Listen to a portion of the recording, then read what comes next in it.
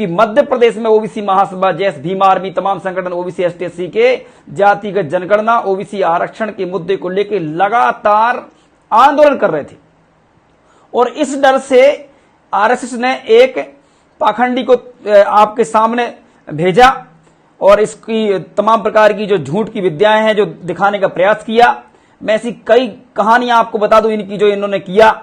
आप देख रहे होंगे बागेश्वर धाम से 10 साल की बच्ची की डेथ हो गई, कई लोग गायब हो गए, कई बेटियां मरी मिल रही हैं, कईयों की जमीनें छुड़ा ली गई, वहां पर खुद के भाई को वहां का जो पार्किंग का ठेका दिया गया और तमाम जितनी भी चीजें, मैं कितनी बातें बताऊं आपको जो असंवैधानिक रूप से ये कर रहे हैं, क्योंकि यहां का चौथा स्तंभ मीडिया मर चुका है, उसको खरीद लिया है अमित शाह मोदी ने, आरएसएस ने।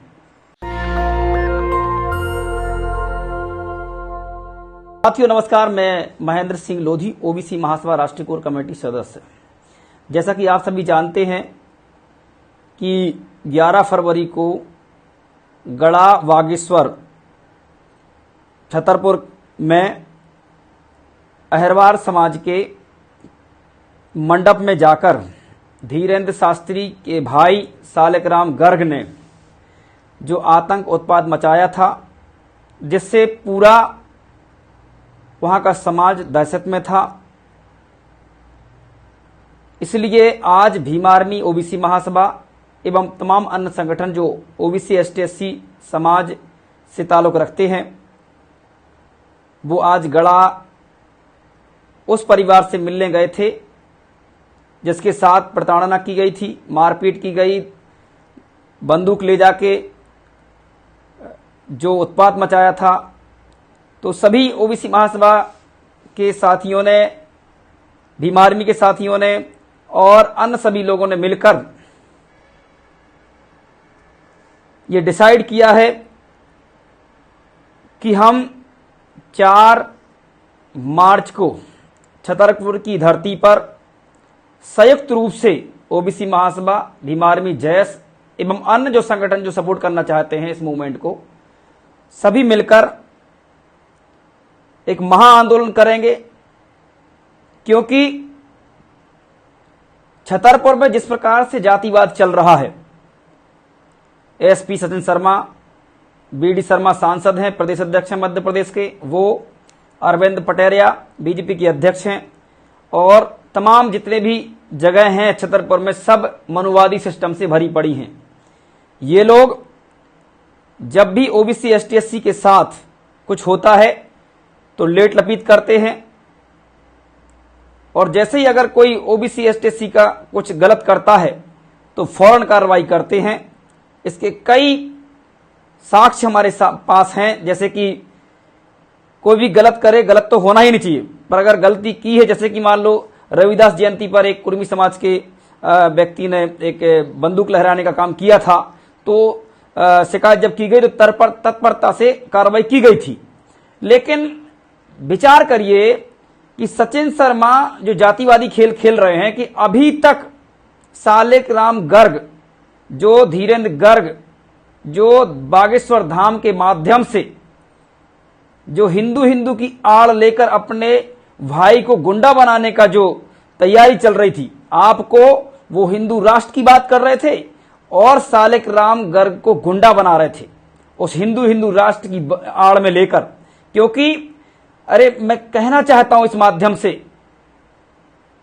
कि आखिर ये सब एक कैसे होगा।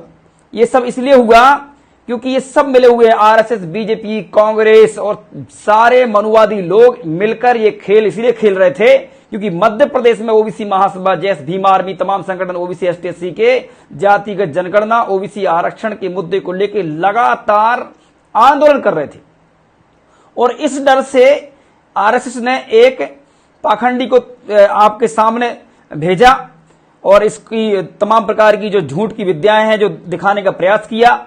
मैं ऐसी कई कहानियां आपको बता दूं इनकी जो इन्होंने किया। ऐसे कई ब्रेस्ट कैंसर था, हमारे क्षेत्र की एक महिला थी, हम लोग इलाज करा रहे थे, जब सही होने लगी महिला तो किसी ने बोल दिया कि बागेश्वर चले जाओ। बागेश्वर गए तो वहां पे उनने बोल दिया वो ठीक हो जाओगे 1-1.5 महीने के अंदर। वो पीड़ा उनको दोबारा से बढ़ने लगी और मृत्यु हो गई।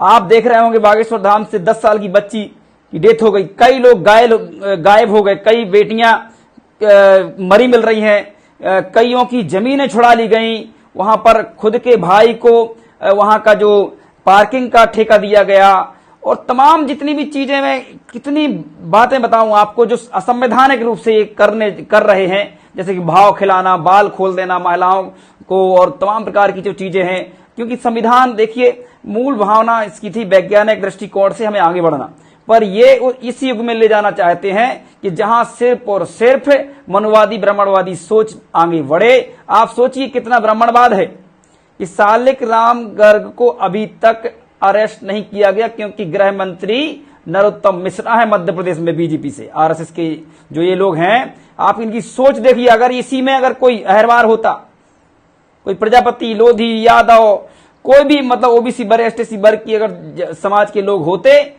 तो मैं जानता हूं, आप सब जानते हैं कि कभी ये पता नहीं जमीन में से निकाल के ले आते। और मैं कहना चाहता हूं एक बात और, जो ये सबका भविष्य बताते हैं, तमाम प्रकार की जो पाखंड और ये तमाम प्रकार का जो झूठ फैलाने का काम कर रहे हैं, सबका भविष्य बताते हैं, अपने भाई का भविष्य नहीं बता पाए, और अपने भाई को अभी तक बता भी नहीं रहे कि कहां छुपा हुआ है। अरे जब सबका बता रहे हो तुम, मीडिया वालों को पता नहीं क्या ठठरी बांध देते हो आप, और मीडिया, गोदी मीडिया का तो क्या कहना, क्योंकि वो तो सब मिले हुए हैं, तैयारी करते, उसी के लिए काम कर रहे हैं।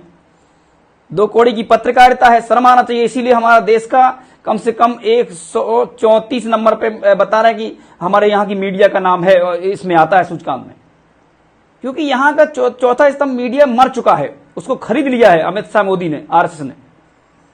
इसलिए ये घटना इससे बढ़ रही है। आप सोचिए कि ये नॉर्मल केस नहीं है, अभी तक गिरफ्तारी नहीं हुई, और धर्म की आड़ लेकर, क्योंकि हमारा समाज जागा नहीं है, वो संविधान नहीं पढ़ता है, वो महापुरुषों को नहीं पढ़ता है, उसको अपना खुद का वजूद क्या है, अपना खुद का इतिहास क्या है, वो पता ना होने के कारण ये जो धीरेन्द्र गर्ग जो हैं, वो हिंदू की आड़ लेके, आज देखिए आप, किसी की शादी में जाके एक लड़का बारात लेके आया है, बेटी की बारात होनी है, आप किसी के घर में बंदूक लेके चले जाओ और तमाम प्रकार का उत्पात मचाओ। ये कैसे हुआ? ये इसलिए हुआ क्योंकि धीरेन्द्र गर्ग उनके भाई थे, और नहीं तो कोई नहीं कर पाता, क्योंकि ये गुंडाई जो शुरू कर रहे हैं। और गुंडाई आप देखना, धीरेन्द्र गर्ग की आप भाषा समझो ना, गुंडा टाइप की बात करता है, मसल दो, सनातनी जाग जाओ।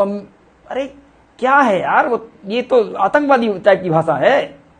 एक शालीनता होना चाहिए। आप किसी भी धर्म के गुरु हैं तो आप शालीनता से काम करें ना, अगर करना भी है, और हमें पसंद नहीं आएगा तो हम तो विरोध करेंगे। तो ये जो एक इनका जो पूरा का पूरा चरित्र है वो सब सामने आ चुका है। यह आरएसएस बीजेपी के लिए काम करते हैं, ये ब्राह्मणवादी सोच के लिए काम करते हैं, ये जातिवाद का काम करते हैं।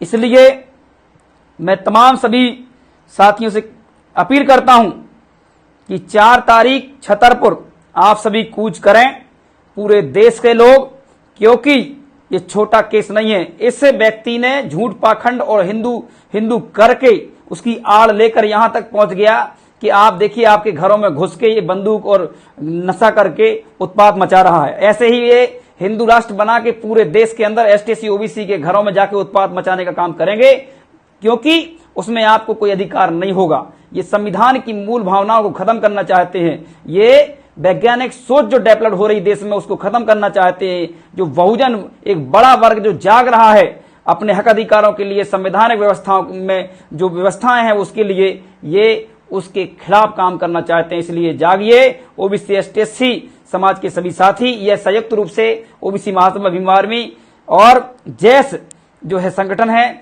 हम सब लोग संयुक्त रूप से इस आंदोलन को करने जा रहे हैं। इसमें ओबीसी महासभा के सभी लोग आएंगे, इस धर्मेंद्र कुशवाहा, पुष्पराज पटेल, इसमें वैभव सिंह, मैं खुद जाऊंगा, इसमें चंद्रशेखर भाई आएंगे, इसमें जो हमारे जेएस की टीम है, चाहे उसमें महेंद्र कन्नौजिया हो, रामदेव काकोड़िया हो, आनंद राय, सभी लोगों को बुलाने का पूरा हमारा सब लोगों से बात हो रही है। सभी इस कार्यक्रम में पहुंचेंगे और अपनी एकता, जो भाईचारा है, उसको स्थापित करेंगे और उसको अरेस्ट करवाने का काम करेंगे और बेनकाब करने का काम करेंगे। धीरेन्द्र गर्ग जो एक एजेंडा जो चला रहे थे आरएसएस का, उसको हम लोग बेनकाब करने का काम करेंगे। जय भीम, जय ओबीसी, जय संविधान, जय जवान, जय किसान, जय भारत। धन्यवाद। नेशनल दस्तक की आपसे गुजारिश है कि अगर इसको बचाना चाहते हैं तो नेशनल दस्तक को सब्सक्राइब करने के लिए रेड कलर के सब्सक्राइब बटन को दबाएं, फिर बेल आइकन की घंटी दबाएं। नेशनल दस्तक को बचाने के लिए बहुत जरूरी है कि हर खबर को शेयर करें, लाइक करें, कमेंट जरूर करें।